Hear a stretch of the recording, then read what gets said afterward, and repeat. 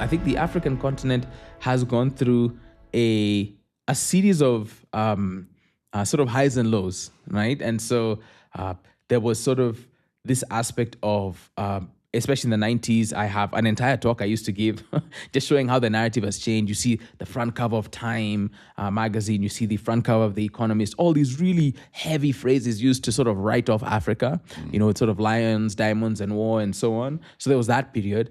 And then there was a period where we rebounded the complete opposite way. And this was sort of aspiring Africa, same economist cover, like, you know, 15 years, 20 years later. And you had this real excitement, a lot of investment and resources pouring into the continent, a lot of these very high expectations on a middle class that could absorb so much. But Africa is also a place of contradictions, right? It's still 54 different countries. It's not homogenous. It's not a country, as we say. And so you have aspects of that didn't necessarily come true. You have certain expectations that didn't happen on a particular timescale, but you still have a resilience. And on balance, I'd say the trend is actually moving positively. So for me, it's basically sitting. The Nendo is moving in the right direction? That's right, exactly. So we're sitting in that contradiction in a way, and still finding the places for like you said, human flourishing, for profit, for job creation, and for value creation at the end of the day. Yeah. So Mark, I want to hear more about what you just shared. You were mentioning historically maybe there was a treatment of Africa. You know, it's not 54 nations, it's one uniform reality, which is really common, I think, for the West. And perhaps a really negative picture, and then kind of a pendulum swing to the optimism and the opportunity. And what you described was a more nuanced view. And I would love to hear your perspective. You're an entrepreneur, you're a leader, you're a speaker. Can you help us understand more of that nuance? And what does that mean practically in your day-to-day, week-to-week life? Yeah, so I think that the period where Africa was sort of, you know, written off, it was seen in a sense of, you know, a place where, you know, really the only meaningful engagement you'd have is charity or, you know, peace missions or, really aid, right? Structural development driven aid. And then you had this pendulum swing the opposite way, really boosted by these expectations on the middle class. So, for example, it was about that time that Kenya earned the title, self-imposed title, I should say, of Silicon Savannah, and that just lit, the imagination.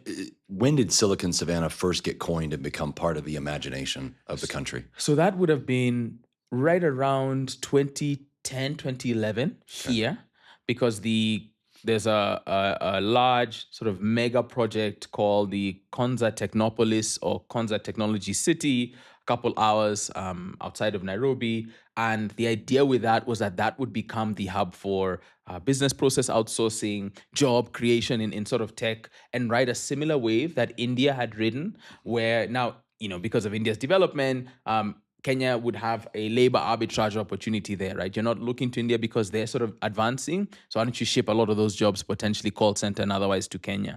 That didn't take off exactly the same way, but the phrase Silicon Savannah was coined there. And then in 2012, in Time magazine, I'm forgetting the journalist's name, but I used to know this by heart. There was a piece, and that was the flagship piece. He basically anchored and introduced that phrase kind of at scale. So that's when Silicon Savannah became a global.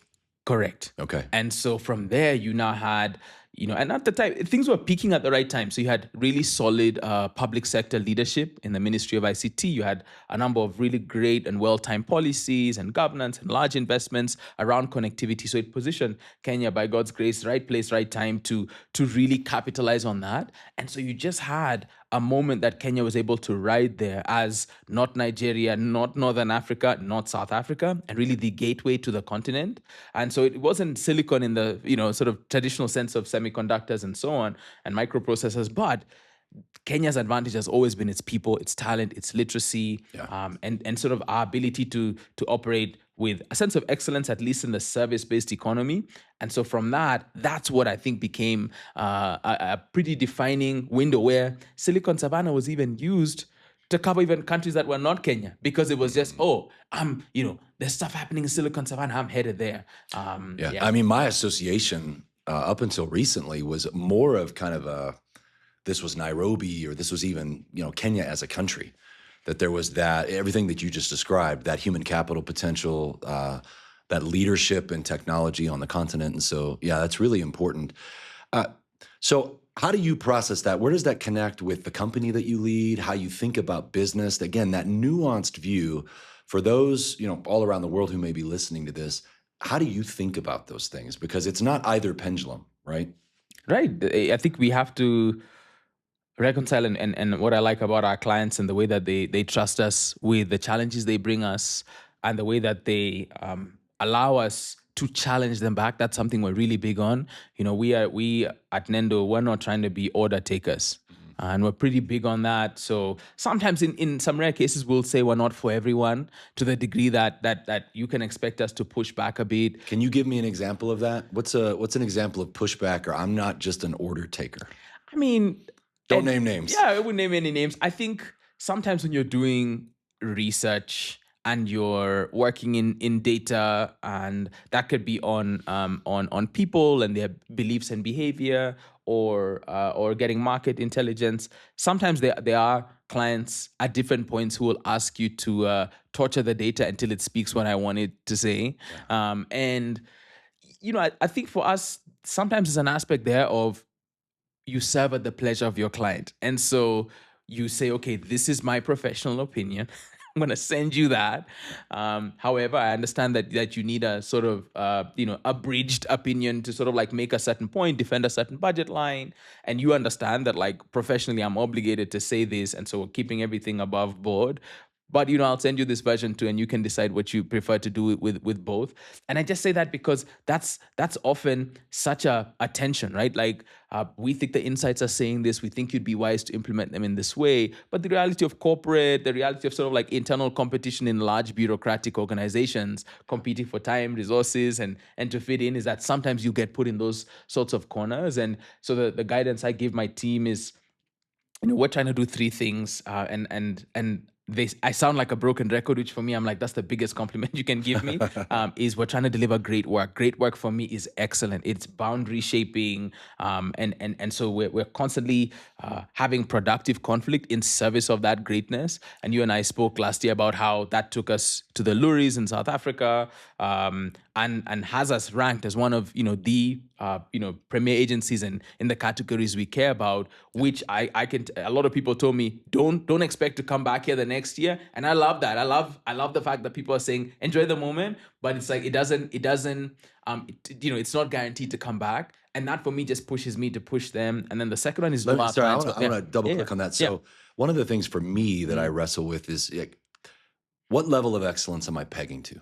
Ooh. How do you think about that as a leader? And we'll come back to your other two. Yeah, I mean, I think there's definitely times I get under my teammates' skin in terms of this balance with, what level are we playing for? Especially when you say we're playing for like a world, like meaning a standard that is greater than just Nairobi or right or so to one degree, of course, billable hours and sort of the value-based pricing, all of that, we have a budget to keep and profit to make. And so that's also the tension sometimes.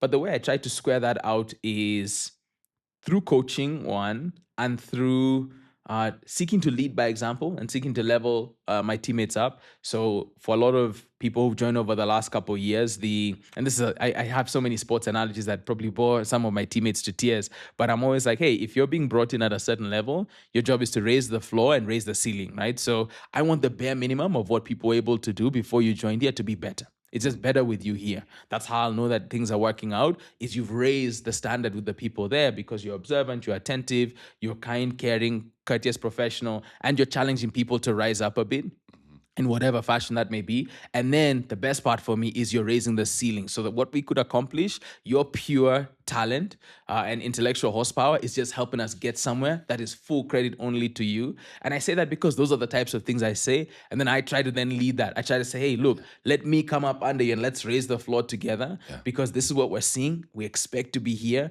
Let's coach through that until we get there. And when we get there, we're still going to raise it again, but we're going to, keep, the desire for the pursuit of excellence. And for me, it's something where I say, if somebody overseas is seeing this work, they wouldn't say, give those guys a pass. Those are Kenyans, right? They don't know any better, right? Or give those guys a pass. Typos or that sort of look and feel. I don't know. Maybe they just haven't been at this level before. I do not want to hear that personally. Why do you reference that?